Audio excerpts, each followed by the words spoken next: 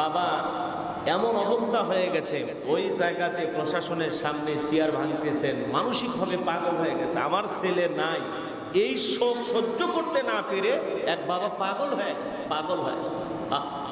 একটা milestone school and কলেজে একটি ভয়াবহ বিমান দুর্ঘটনার ঘটনা ঘটেছে, আপনারা সকলে অবগত আছেন। অনেক সন্তান সেখানে নিহত হয়েছেন। এমনও পরিবার তার সন্তানকে হারিয়ে বাবা পাগল হয়ে গেছে, জ্ঞান হারিয়ে ফেলেছেন। বাবা এমন অবস্থা হয়ে গেছে, ওই জায়গাতে প্রশাসনের সামনে চেয়ার ভাঙতেছেন, মানসিকভাবে পাগল হয়ে গেছে। আমার ছেলে নাই, এই শোক সহ্য করতে না পেরে এক বাবা পাগল হয়ে গেছে, পাগল হয়ে গেছে। একটা সন্তানের প্রতি কতটা দরদ, মহাব্বত, ভালোবাসা বাবার কলিজায় থাকে। আমার ছেলে নাই, আমার ছেলে বিমান দুর্ঘটনায় পুড়ে নিহত হয়েছে, কেমনে সহ্য করি এই শোক, এই কষ্ট। এটা এই ভাবটা বহন করার মতো শক্তি বাবার ভিতরে নাই। এজন্য বাবা একেবারে মানসিকভাবে ভারসাম্য হারিয়ে একেবারে পাগল হয়ে গেছে, পাগল হয়ে গেছে। মুখের ভাষা নাই, চেয়ার ভাঙতেছে, পাগল হয়ে গেছে, মাদের মতো আচরণ করতেছে সন্তানকে হারিয়ে। এই ভয়াবহ একটি বিমান দুর্ঘটনা শত শত পরিবারের স্বপ্নকে শেষ করে দিয়েছে, শত শত পরিবারের চোখের পানি ঝরতেছে। আজ পর্যন্ত সেই পরিবারগুলোতে শান্তি নাই।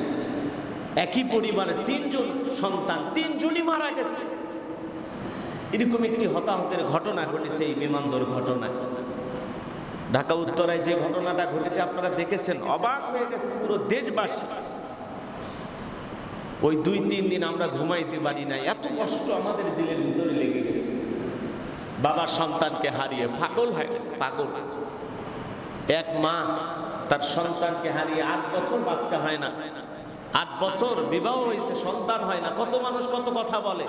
সেই মহিলার আল্লাহ তাআলা একটা সন্তান দিয়েছিল, সেই সন্তানকে এই মাইলস্টোন স্কুলে ভর্তি করে দিয়েছিল। সেই সন্তানটাও এই বিমান দুর্ঘটনা আগুনে পুড়ে মারা গেছে। সেই মা কান্না করতেছে আর বলতেছে, আল্লাহ ল্যাংড়া হোক লুলা হোক একটা বাচ্চা দাও, যে বাচ্চা আমাকে মা বলে ডাকবে, এরকম একটা সন্তান দাও। এই যে ভয়াবহ একটা বিমান দুর্ঘটনায় সন্তান হারিয়ে সে মা পাগল পারা হয়ে গেছে, চোখের পানি ছেড়ে দিয়ে কান্না করতেছেন সন্তানকে ফিরে পাওয়ার আশা। সম্মানিত হাজিরিন, সন্তানদেরকে স্কুলে পাঠাইলেন, সেখানে যে সন্তান নিরাপদে থাকবে এমনটা নয়। কখন কোন দুর্ঘটনায় আপনার সন্তান পৃথিবীর জমিন থেকে চলে যাবে এর নিশ্চয়তা দেওয়া যাবে না। কিন্তু এই ঘটনায় একজন মা, একজন শিক্ষিকা, যেই শিক্ষিকার নাম আপনারা শুনেছেন মাহারিন, আল্লাহর এই বান্দি 20 জন সন্তানকে, আগুনে পোড়া সন্তানগুলোকে বের করে দিয়েছেন। নিজের দেহে আগুন লাগছে। যারা আল্লাহকে রাজি খুশি করার জন্য কাজ করবে, আল্লাহর সন্তুষ্টি অর্জনের জন্য কাজ করবেন, আল্লাহ তাদেরকে পুরস্কার দেবেন, তাদেরকে সন্তুষ্ট আল্লাহ তাআলা অচিরেই করবেন। বলুন সুবহানাল্লাহ। গভীর মনোযোগ দিয়ে কথাগুলো শোনার চেষ্টা করবেন। তাহলে মুমিন জীবনের লক্ষ্য উদ্দেশ্য হলো আল্লাহ রাব্বুল আলামিনকে রাজি খুশি করা।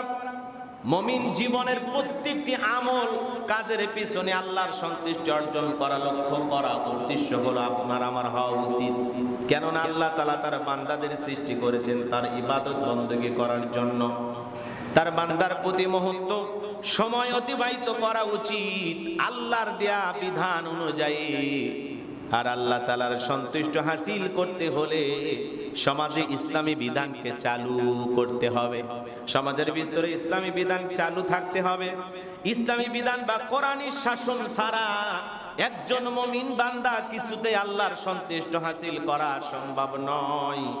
এই জন্য প্রথম এবং প্রধান কাজ হলো কোরআন সুন্নাহ অনুযায়ী আল্লাহর জমিনে আল্লাহর বিধান প্রতিষ্ঠিত করার আন্দোলনে শরীক হওয়া। এই জমিনে যদি আল্লাহর বিধান চালু হয়ে যায় তাহলে কেবলমাত্র মুমিনের সবচেয়ে সহজ হয়ে যাবে আল্লাহর বিধান মোতাবেক এই জমিনে চলতে পারলেই আল্লাহর সন্তুষ্টি অর্জন করা আমাদের জন্য কি হবে, সহজ হয়ে যাবে। গভীর মনোযোগ দিয়ে কথাগুলো বোঝার চেষ্টা করবেন। আল্লাহ রাব্বুল আলামিন বলেন, কুল ইন্না সালাতি ওয়া নুসুকি ওয়া মাহইয়ায়া ওয়া মামাতি লিল্লাহি রাব্বিল আলামিন। মুমিনের একমাত্র লক্ষ্য হলো আল্লাহর সন্তুষ্টি অর্জন করা। সেই জন্য আল্লাহ রাব্বুল আলামিন সূরা আনামের 162 নম্বর আয়াতে জানিয়ে দিলেন, বলুন আমার নামাজ, আমার কুরবানি, আমার জীবন মরণ মৃত্যু সবকিছু হবে একমাত্র আল্লাহ তাআলাকে রাজি খুশি করার জন্য।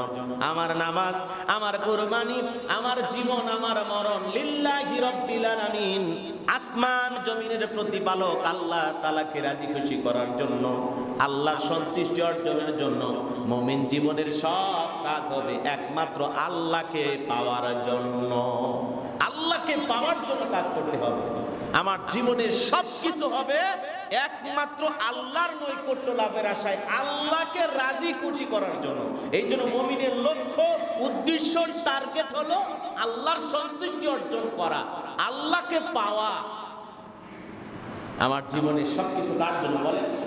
আমার জীবন, আমার মরণ, আমার বন্দেগী কবুল করো ইয়া ইলাহি, আমার বন্দেগী, আমার জীবন, আমার মরণ, আমার বন্দেগী। সম্মানিত হাজিরিন, এই জন্য মুমিন জীবনের লক্ষ্য উদ্দেশ্য হলো আল্লাহকে খুশি করা, আল্লাহর সন্তুষ্টি অর্জন করা। নামাজের মাধ্যমে, কোরবানির মাধ্যমে, জীবনের সকল ক্ষেত্রে একমাত্র কাকে খুশি করা? একটু জোরে বলেন। আল্লাহ রাব্বুল আলামিন বলেন, ওয়া মিনান নাসি মান ইয়াশতারি নাফসাহু ইবতিগা মারদাতিল্লাহ ওয়াল্লাহু রাউফুম বিল ইবাদ। আল্লাহ রাব্বুল আলামিন বলেন, মানুষের মাঝে এক শ্রেণীর লোক রয়েছে যারা কেবল আল্লাহর সন্তুষ্ট লাভের উদ্দেশ্যে নিজেদের জান মাল উৎসর্গ করে। বস্তুত আল্লাহ বলেন, এসব বান্দাদের প্রতি অত্যন্ত মেহেরবান। আল্লাহ এসব বান্দাদের প্রতি অত্যন্ত মেহেরবান, যারা জান মাল সব উৎসর্গ করে আল্লাহর সন্তুষ্টি অর্জনের জন্য। এই জন্য মুমিন জীবনের সব কিছু হবে আল্লাহ তাআলাকে রাজি খুশি করার জন্য, আল্লাহর সন্তুষ্টি অর্জন করার জন্য। জীবনের সকল দিক থেকে মুখ ঘুরাইতে হবে কার দিকে? ইন্নী ওয়াজ্জাহাতু ওয়াজহিয়া লিল্লাযী ফাতারাস সামাওয়াতি ওয়াল আরদা হানিফাও ওয়া মা আনা মিনাল মুশরিকিন। আমি সকল দিক থেকে মুখ ফিরাইলাম আল্লাহ তাআলার দিকে, সেই সত্তার দিকে কেন্দ্রীভূত হলাম যিনি জমিন এবং আসমানকে সৃষ্টি করেছেন। আমি কঠিন কালেও মুশরিকদের অন্তর্ভুক্ত ছিলাম না, আমি কঠিন কালেও মুশরিকদের মধ্যে শামিল নই। আমি সব কিছু থেকে নিজেকে ফিরায় নিলাম কার দিকে? আল্লাহর দিকে। একটু জোরে বলেন না, কার দিকে? আল্লাহ। সকল দিক থেকে মুখ ফেরাই নিতে হবে আল্লাহর দিকে, যিনি আসমান জমিন সৃষ্টি করেছেন, সেই সত্তার দিকে। তাহলে আমার জীবনের সব পথ বাতিল করে, চলার সমস্ত রাস্তা বন্ধ করে আমি কেবলমাত্র আল্লাহর সন্তুষ্টি অর্জন করার জন্য আমার রবের দিকে আমি চলে যাব। কোন দিকে চলে যাব? আমার রবের বিধান মোতাবেক চলবো, আল্লাহর দেখানো পথ মোতাবেক চলবো। এখানেই শান্তি, এখানেই মুক্তি। সম্মানিত হাজিরিন, এই জন্য মুমিন জীবনের লক্ষ্য উদ্দেশ্য হলো আল্লাহর সন্তুষ্টি অর্জন করা, আল্লাহকে রাজি খুশি করা। আল্লাহর সন্তুষ্টি অর্জনের জন্য আপনাকে আমাকে কাজ করতে হবে। জীবনের সকল ক্ষেত্রে আল্লাহকে পাওয়ার জন্য কাজ করতে হবে। আজকে মুমিন জীবনে আমরা কতই না কাজ করার চিন্তা ভাবনা করি, কিন্তু আপনি আমি ভুলে গেছি একমাত্র আল্লাহ তাআলাকে রাজি খুশি করার জন্য আপনাকে আমাকে এই জীবনে কাজ করতে হবে। আপনার আমার টার্গেট থাকবে আল্লাহকে খুশি করা। আপনার আমার সকাল সন্ধ্যা রাত সব কাটবে আল্লাহর জন্য, আল্লাহকে খুশি করার জন্য। এই পৃথিবীর জমিনে সাহাবা ইকরাম যেভাবে চলেছেন বাজান, আহারে তাদের মনের মধ্যে একমাত্র আল্লাহর সন্তুষ্টি অর্জন ছিল। তাবুকের যুদ্ধে বিশ্ব নবী মুহাম্মদ রাসূলুল্লাহ সাল্লাল্লাহু আলাইহি সাল্লাম সাহাবীদেরকে যখন বললেন, আমার সাহাবীরা, এই যুদ্ধটা অনেক ব্যয়বহুল একটি যুদ্ধ, তোমাদের ঘরে যা আছে তোমরা দান করো। নবীজি তার চাদর মোবারক বিছায়া দিলেন, সাহাবীরা দান আনার জন্য বাড়িতে চলে গেলেন। দান আনার জন্য সাহাবীরা চলে গেলেন। গভীর মনোযোগ দিয়ে কথাগুলো শোনার চেষ্টা করবেন।